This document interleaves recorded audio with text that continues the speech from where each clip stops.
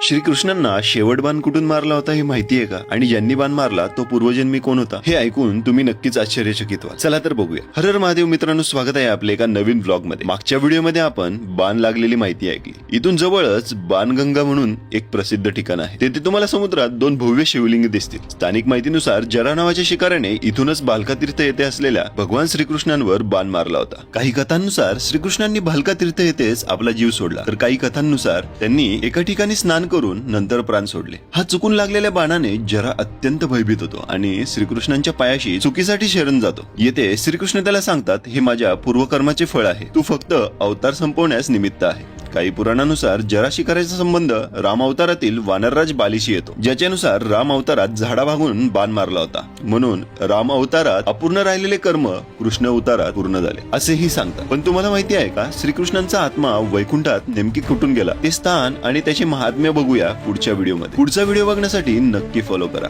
हर हर Mahadev.